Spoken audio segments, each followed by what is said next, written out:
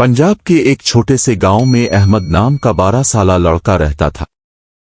इसके वालिद एक मजदूर थे और घर के हालात ज्यादा अच्छे नहीं थे।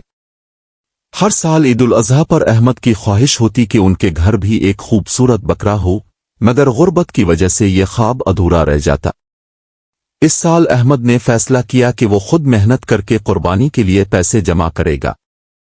वो स्कूल के बाद कभी दुकान पर काम करता, कभी खेतों में मजदूरों की मदद करता और कभी लोगों का सामान अलिफाटे देता। कई महीनों की मेहनत के बाद इसने इतने पैसे जमा कर लिए कि एक छोटा सा सफेद बकरा खरीद सके। अहमद ने इस बकरे का नाम चांद रखा। वो इसे अपने दोस्त की तरह चाहता था। रोज उसको नहलाता, अच्छा चारा खिलाता और उसके साथ खेलता। चांद भी हर वक्त अहमद के पीछे पीछे घूमता रहता। ईद से 2 दिन पहले अचानक अहमद की वालिदा शदीद बीमार हो गईं। डॉक्टर ने दवा लिखी, मगर घर में इतने पैसे नहीं थे कि इलाज करवाया जा सके। अहमद के वालिद परेशान बैठे थे और घर में खामोशी छाई हुई थी।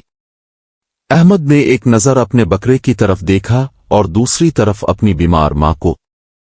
इस पूरी रात उसकी आंखों में नींद न आई।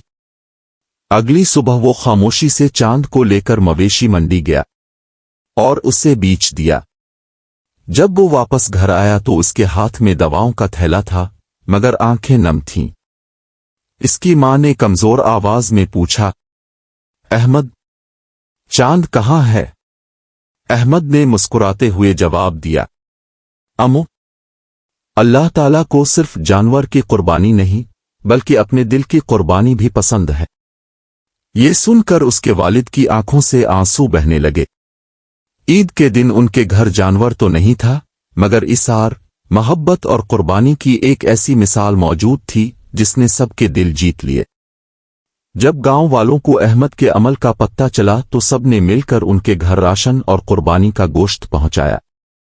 इस दिन अहमद ने सीखा कि असल कुर्बानी अपनी खुशी छोड़कर दूसरों की जरूरत को तरजीह देना है।